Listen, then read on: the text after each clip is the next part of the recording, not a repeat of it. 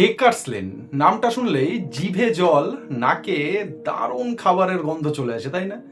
কলকাতার বিখ্যাত একটি রাস্তা ডেকার্স লেন, যা খাবারের স্বর্গ।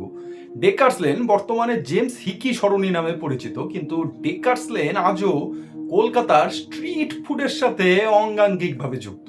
কিন্তু কে এই ডেকার্স লেনের ডেকার্স, এবং ডেকার্স লেনের সাথেই খাবারের সম্পর্ক কেন যুক্ত? এর পেছনে কিন্তু একটা দারুণ ইতিহাস রয়েছে। চলুন আজকে সেই ফান্ডাটি আপনাদের সামনে বরং তুলে ধরি। ডেকার্স লেন, যার নামে তিনি হলেন ফিলিপ মিলনার ডেকার্স, যিনি কলকাতায় আসেন 1756 সালে, মানে ওই সিরাজদৌল্লা যে বছর কলকাতা আক্রমণ করেছিলেন, অর্থাৎ পলাশির যুদ্ধের ঠিক 1 বছর আগে। Assistant import warehouse keeper হিসেবে এই ডেকার্স সাহেব চাকরি পান ফোর্ট উইলিয়ামে। 1756 সালের পরে তিনি সাব অ্যাকাউন্ট্যান্ট হিসেবে কাজ শুরু করেন। কলকাতার কালেক্টরও ছিলেন 1773 সাল থেকে 1774 সাল পর্যন্ত। তখনকার দিনে ইস্ট ইন্ডিয়া কোম্পানির হয়ে রাজত্ব চালাতো যে বোর্ডটি, তা ছিল বেঙ্গল সুপ্রিম কাউন্সিল, যার অন্যতম মেম্বার ছিলেন এই ডেকার্স সাহেব। 1774 সালে চাকরি থেকে রিজাইন করে তিনি ফিরে যান তার নিজের দেশে ইংল্যান্ডে, এবং তার এখানে যে বাড়িটি ছিল, যা বর্তমানের এই ডেকার্স লেন অঞ্চলেই, তা তিনি বিক্রি করে দিয়েছিলেন হেনরি স্কট বলে একজন ব্রিটিশকে 13,200 টাকায়। তখনকার দিনের নিরিখে এটা কিন্তু একটা বিশাল বিশাল পরিমাণের টাকা। এই ছিল ফিলিপ মিলনার ডেকার্সের পরিচয়। এই রাস্তাটির পাশে তার বাড়ি ছিল, সেটা তো আমি বললামই, তাই তার নামে এই রাস্তার নামটি হয়েছিল ডেকার্স লেন। কিন্তু এখানকার সাথে খাওয়া দাওয়ার সম্পর্কই হলো কি করে? আসলে কলকাতার কালেক্টর থাকাকালীন এই ফিলিপ ডেকার সাহেব জাহাজের নাবিকদের সাথে দেখা করতে আসতেন এই অঞ্চলে।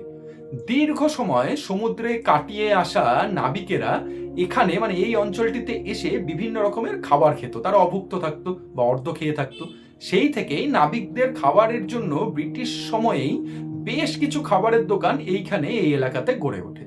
পরে ব্রিটিশ শাসনের একদম শেষ দিকে এবং স্বাধীনতার পরেও বিভিন্ন অফিসের কর্মীদের নানা সময়ের নানা রকম খাবার পরিবেশন করতে থাকে এই রাস্তাটি। মানে ডেকার সাহেবের আমল থেকেই এই ছোট্ট একটি গলির রাস্তা কলকাতার স্ট্রিট ফুডের অন্যতম রাস্তা হিসাবে কিন্তু আজও দাঁড়িয়ে আছে। যদিও যদিও বর্তমানে এই রাস্তার নাম কিন্তু বদলে গিয়ে হয়েছে জেমস হিকি সরণি। জেমস হিকির কথা আমরা সকলেই ইতিহাস বইতে পড়েছি, যিনি প্রকাশ করেছিলেন বেঙ্গল গেজেট নামে একটি পত্রিকা। মনে করা হয় এই পত্রিকাটি, অর্থাৎ বেঙ্গল গেজেট পত্রিকাটি, ভারত তথা দক্ষিণ পূর্ব এশিয়ার প্রথম সংবাদপত্র ছিল। যদিও বেশিরভাগ মানুষ এই রাস্তাকে এখনো ডেকার্স লেন নামেই কিন্তু চেনে, যে ডেকার্স লেন বিগত কয়েক বছর ধরে কলকাতার ফুড ব্লগারদের দৌলতে সকলের কাছেই অতি অতি পরিচিত।